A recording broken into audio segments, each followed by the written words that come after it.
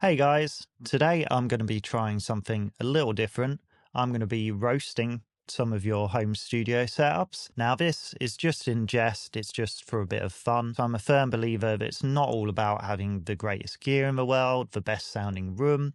There are plenty of people out there who are making music with very minimal amounts of gear, far from the most ideal spaces. Plenty of people making great music out there in their homes, and it's just about being creative and having fun above all. It's very easy to get caught up in the gear and acoustics and trying to make everything perfect and forgetting why you started making music in the first place. It's because we love music and we want to have fun being creative. I'm in a commercial space myself.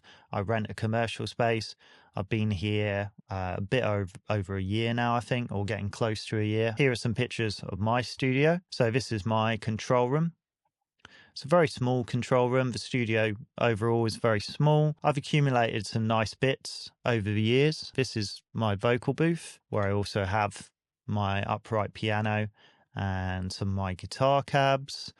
My main live room, where I mostly record drums, but also other instruments. And yeah, I've got some nice bits of kit, but I'd still say my setup is fairly modest compared to many other studios. So yeah, that's my studio. Let's have a look at some of yours. First one, very minimal setup. I really like the aesthetic of it. I like the sort of muted colors going on, but the contrast that, the yellow of the logo on the screen, of course, that's not going to be up there all the time. That is matching with the yellow cones on the KRK rockets. I like the desk a lot. It's very nice, fixed to the wall, and then the little keyboard shelf below. Aesthetically, it's great. I do wonder about the monitors. Definitely look far too far apart. They need to be brought closer in, with the desk being right up against the wall. Acoustically, it's not going to be best for monitoring, having your monitors right up against the wall like that and in the corners. The KRK rockets themselves, they are front ported, so better than a monitor that's rear ported. Rear ported monitors don't work great right against walls, whereas front ported monitors fare a little better with that. But I would maybe bring them a bit closer in, get them on some isolation pads to just decouple them from the desk. Definitely some acoustic treatment. Any room really would benefit from some good acoustic treatment. But overall, I really like the setup. Looks like all they need. They've got their MIDI keyboard, a little Yamaha mixer, and their monitors and their Mac. That's all you really need depending on what you're doing. So yeah, I like this one a lot. Where do we start with this one? Our vocal mic looks like maybe one of the Behringer B1 or B2, is it? The large diaphragm, or maybe the Samson CO1, one of those cheaper large diaphragm condensers. We've got that set up right in the corner with what looks like egg crates stuck to the wall. When you're starting out, we read certain things and we pick up certain ideas. The whole egg crate thing, that's for many years sort of been a bit of a myth that it's a proper acoustic treatment or whatever. Egg crates will do practically nothing acoustically. Having your vocal in a corner right like that, usually not going to be the best place to have a vocal mic set up. The vocal mic shield, I've never been entirely sold on those. They can sort of cause their own acoustical issues, which I won't go into in this video. Yeah, and then we've got the fabric everywhere. Now, when somebody doesn't have the money to treat their space properly, an effort has been made at least. Fabric on the walls and covering your desk in fabric, that's not going to minimize desk reflections. The fabric on the wall is not really going to do much. It will maybe attenuate some very high frequencies a bit, but it's not really going to deal with any real acoustic issues that might be going on in the room, especially in the low end, which often, especially in smaller rooms, the low end is really where we get a lot of our problems and where, when it comes to monitoring, we face real difficulties. These monitors, they look about ear height. The toe-in is way too drastic. They need to be taken off the desk on some stands, ideally, probably moved away from the wall a bit. These look like just some home speakers anyway. In all honesty, it looks like somebody, just making the most of what they have. And yeah, they put in some effort here. So I can't really knock this one too much, but there's definitely some things that they could address, and hopefully in time, as they learn more, invest a bit more money maybe in their space, they can improve upon this. Well, yeah, this one. I mean, whatever gets the job done. Sometimes we have to do pretty drastic things to get the sound we want. Wrapping your face in foam is probably not the way to go in most situations, but you know, if that got them the vocal sound they needed, the isolation they needed, then great. That's all I can say on that one. Now this is really nice. I like this one a lot. Yeah, the stenciling on the walls, the trees. I really like that. That's a really nice aesthetic touch. Certainly not something, you know, I would think of. It's very unique and really works for the room. Just the muted colors we've got going on here. It's a really nice color scheme. Clearly some effort has been put into the aesthetics here. They've got some proper acoustic treatment going on, some nice paneling, good amount of ceiling clouds. Could maybe do with some more wall treatment, some corner trapping. I can see they've got a bit of foam in the corners, which probably really won't be doing anything useful. There's a good amount of effort that's gone in here. You never know. You can look at a picture of something and I don't know how it sounds. Might sound great. I'm sure it does sound pretty good in there. They've got their drum kit set up, mic'd up. They've created a space where they've got everything to hand and set up and ready to go, which is perfect. I love that whole vibe. Nice amps going on, a Vox. I think that's an AC30 Fender Bassman, maybe. Cabin head. Nice pedal board as well. The desk setup looks cool. Yeah, I really like this studio. It just looks vibey. I like all the pictures on the wall.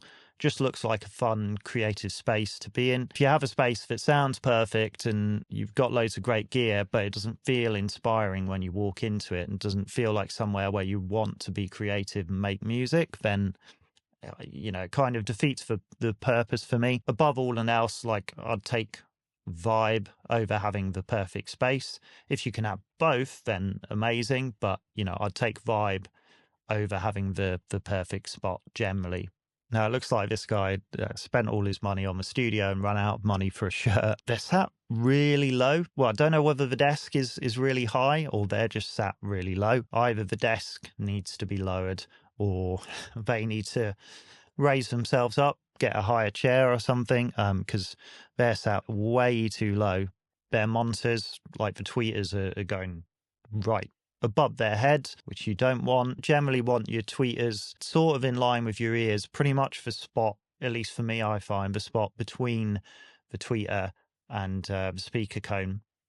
If you can get that point sort of in line with your ears. Yeah, the desk itself, though, the setup's cool. They've got a bit of acoustic treatment going on. They've got their little studio logo. If they could get the desk a bit away from the wall, decouple those monitors if they can. Yeah, it's a nice spot. I think the main issue is just the fact that they're sat way too low. That would be the first thing I'd address. Now, this is cool. I like this a lot. This looks primarily more like a, you know, jam band practice space, but they've got their whole control room set up there as well. I like the fact that it's all in one room. For me, I do like when I'm tracking to be able to be in a separate room just so that I can listen to what the mics are picking up over monitors rather than having to track everything on headphones. I just prefer working that way if I can. There is something nice in being in the same room just in terms of the interaction you can get with the musicians you're recording. It can be a lot more hands-on, sometimes just feel more comfortable, more personal, I guess. I like the little man cave sign just hiding there. Looks like a cool jam space. I'm assuming this is in America somewhere. This looks like a basement space. We don't have those kind of basements in the UK. If I owned a house in the UK where I had a basement space like this, I'd definitely be setting up a studio or jam space just like this place. I love the stage lighting going on, the par cans with the different gels, or they might be LED, but it looks like old school par cans with some gels on them. Could maybe do with a bit more attention to the acoustic treatment, although the room's quite large, so that will definitely help. The ceiling in a basement like that is usually going to be pretty low. It looks fairly low, which is not the most ideal. Like, the higher the ceiling you have, the better it's going to be acoustically, usually in most spaces. They've dressed the walls with some curtains, probably some of those like acoustic curtains you can buy. That'll be doing something, not a lot. but it'll be cutting down on some of those reflections going on. I would definitely put in some proper acoustic treatment, but other than that, it looks like a cool jam space. I mean, clearly a lot of effort has gone into this. I feel like this is one of those where when somebody has that idea of a recording studio, what a recording studio should be, they kind of follow through on that idea without really doing enough research. Part of it, no matter how much you research, you've got to go through the process of doing certain things, making certain mistakes, and then you learn from that. You realize why people do things a certain way. But I think most people, I know I did this back in the day, start realizing that your room doesn't sound that great, and you're like, okay, I've got to do some acoustic treatment here. You get onto acoustic foam and you think, oh, well, I'll just plaster all my walls with foam and then it will sound great. The yellow and the grey thing going on with the foam, it's not for me personally, but I like the fact that it's a strong choice. They've committed to that choice there. Plastering all your walls, I'm guessing probably the ceiling as well, with foam, it's not going to do a lot for your acoustics. Usually foam, even the densest foam, tends to not be that effective below sort of 500-600 hertz. With thinner foam, really anything below 1K or 2K, it's not going to be doing much below that. Often leads to a really imbalanced sounding room. And if you've got any issues in your low end, it's only going to make those worse. And then when you're mixing, because of all the attenuation going on in the higher frequencies in the room, you're probably going to end up putting a load of extra high frequency stuff into your mixes because your room sounds so imbalanced, which makes your monitoring skewed. It looks like they've got a booth set up. In most cases, you're much better off just recording your vocals in your bedroom or whatever your main space is, treating that space as well as you can acoustically. Vocals don't tend to sound that great in a tiny little closet or box room. Not in every cases. I mean, I have my little vocal booth and it's a very small room and I get good vocals in there, but then there's a lot of acoustic treatment in that room. And I'd still record vocals out in the main space, which is a bit bigger in some cases. It's not necessary. Like the whole thing with vocal booths came about back in the day because people were trying to track bands live. So you'd have the drummer maybe in the main live room, you'd chuck the guitar amps in a little booth room, and then you get the singer in another booth. And that way you could track everybody together, playing together live, but have stuff isolated. Vocals would just end up in the small booth just because of the square footage of studios. They couldn't afford to have massive rooms for every isolated room that you'd be recorded in. Yeah, again, it just looks like they've gone with this thing of that's what you do in a studio. You have the main control room, then you have the booth with the window. That doesn't even look like a real window. I'm not sure, but it kind of just looks like some perspex or something. Maybe it is a glass window, but yeah, a single sheet of glass. You're going to be getting a lot of bad reflections off of that, no doubt. The walls are just plywood or something. It looks like this is some sort of structure that they've built themselves, so you're not going to get much in the way of isolation anyway. If you've got those monitors cranked, you're going to be getting a load of bleed into the booth with the mic. You'd be better off just having the singer in the same room and tracking with headphones, to be honest. They've got the Yamaha HS7s, that looks like, on their side. I see this all the time because people see the cool pictures of the NS10s on the console bridge turned on their side, which NS10s were never designed to be placed on their side, but there was a reason engineers did that. That was mostly because the NS10s had quite a narrow focused image, and putting them on their side made the stereo image a bit wider. The tweeters on them were quite harsh sounding, so there was the toilet paper trick people did as well, like taping toilet paper over the tweeters, but I think putting them sideways also helped with that as well. I may be wrong there. I've never used a pair of NS10s myself, but I'm sure that's what I've heard and been told in the past with them. But people see those pictures of classic studios and they think, oh, that looks cool. A lot of this, I think, is just they're trying to make a space that looks cool. Don't get me wrong, I'm all for cool aesthetics because you want a nice vibey space that feels good to work in. But when that's to the detriment of your audio quality, I guess, HS7s are not designed to be placed on their side, and that's going to cause issues, which I won't go into here, but you can look it up online. There are reasons why most studio monitors are not designed to be placed on their side. Unless it says it in the manual, generally I'd say don't do it. I'd put those monitors upright, maybe get them on speaker stands, proper isolation pads. They're going to be resonating a lot through that desk, which looks just like plywood. Plywood is pretty resonant, so yeah, I would sort that out. I would take all the foam off the walls, do some proper acoustic treatment, probably knock that partition wall they built, just rip all that out, make it one big room, track with headphones, get some proper treatment, sort the monitoring out. That way as well, they wouldn't have to be right against the wall, so that could allow for a bit better of a monitoring setup as well. So that's what I'd do. We've all got to start somewhere. We make these kind of mistakes and we learn from them. Okay. I can see what looks like a bottle of lotion there, some wipes, and a sock, a suspicious looking sock. Yeah, I'll leave that one there. I think they're doing more than recording music in their studio. Now this is cool. A little drum tracking setup. They've done a bit of a fabric wall type thing. It looks like separate paneling, but similar kind of aesthetic as fabric wall systems.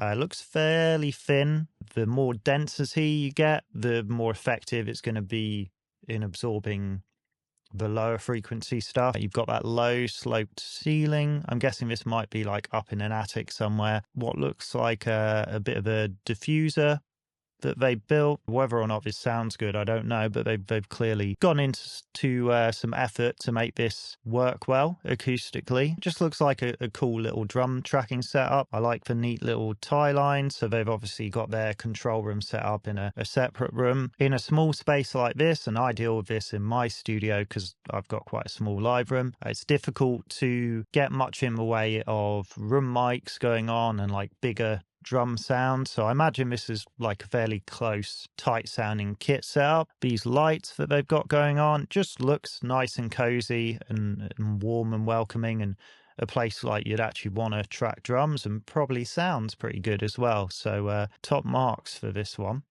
Yeah, this is a cool little setup, a Slate Raven going on. I like the custom desk, console style desk that they built. The monitoring situation looks pretty good. They've got their monitors on some isolation pads, and these are monitors that are actually designed to be on their side, so that's fine. Looks at the right kind of height in line with their ears, right kind of toe in, pieces of outboard going on there. Looks like they've got a few mics in cases, but yeah, they've got the ISA1, the Focusrite, and then that looks like another Focusrite preamp or channel strip there. A small amount of gear, but some nice gear. I would argue that maybe buying something like the Slate Raven definitely has workflow benefits, or you could argue that it does. You know, people are going to have different opinions on that with the Raven, sure, but the idea of it is that it's supposed to make your workflow more fun and more creative, you know, more intuitive, and speed things up workflow wise. So there's definite arguments for the benefits of that, but I have definitely learned over the years buying pieces like that really should be secondary to, you know, what you want to do first is focus on acoustic treatment. If you're recording things, getting a decent mic. They've done some of that.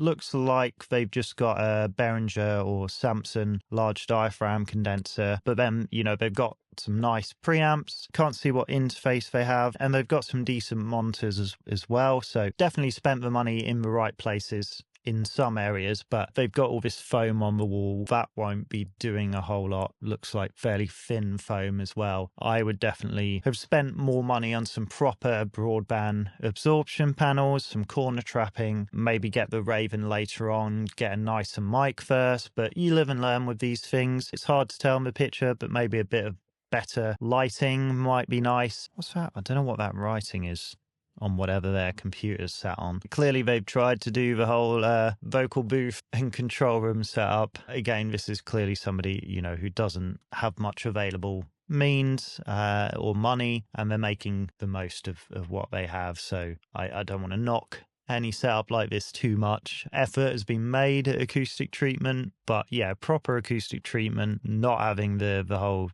silly booth thing going on. At some point, obviously, they'd want some proper monitors or, you know, just some decent headphones or something. We've all got to start somewhere, haven't we? You learn, you have fun doing it, hopefully. I'm sure they'll improve things as they go on.